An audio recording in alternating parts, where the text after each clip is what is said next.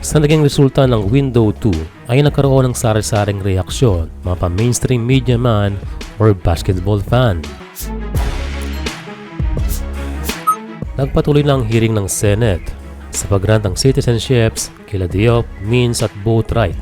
Unfortunately, wala sa bansa itong si Benny B na kung saan ay next hearing pa makakapunta and hopefully umabot ng kanyang citizenship bago magsimula ang Window 3. May mga nagsasabi kasi na panahon na raw na magpahinga muna sa national team si Justin Brownlee.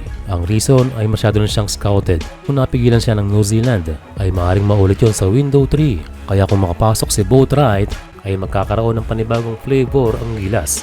Unofficially pero expected na magkakaroon ng Michael Phillips at Kai Soto. Kaya may bagong mukha ang Gilas sa Window 3. Yan sa sinasabi na tanggalin na raw mga PBA players, particular mga veterans. Sa ating opinyon na hindi siguro lahat.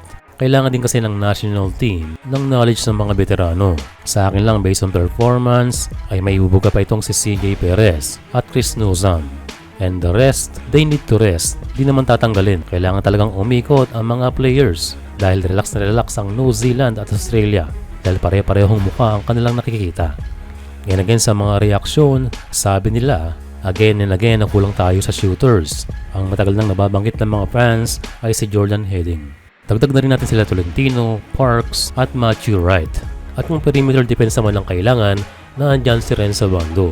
Pangalawa ay na-outcoach daw tayo dahil masyado ng bisto ang triangle ni Tim Cone. Patagyan ang mahalaga ay natauhan si coach. Tila pinindot muli ang reset button. Mas maganda raw na simplihan na lang natin ang mga plays. Well, good idea pero kailangan pa rin i-consider ang mga players. Well, broad naman ang system ng Gilas pero nagkataon na nahuli ng Australia ang weakness ng ating national team. Bukod sa basagin ng triangle, malaking factor din talaga ang depensa ng Australia na nag-complement pa ang kanilang height advantage sa ibang positions. At ang pinakamalupit ay kanilang na-execute ang kanilang game plan na kahit magkaroon ng adjustment si Coach Tim Cone ay sadyang mahirap. And finally, ilang window na natin sinasabi, if Gilas cannot shoot well, most likely ay matatalo tayo. For now ay maganda maging standard ng Australia. Pareho naman tayong malalaki ang players. Pero nakakatalo lang talaga sa system ng team. In fairness ay napatunayan na ni Coach Tim Cone na kaya mag-level up ng Gilas. And sa haba ng kanyang 4-year program, hindi pwedeng hindi magkakaroon ng pagbabago. Dahil kung yun at yun ang nakikita ng kalaban, we are an easy prey.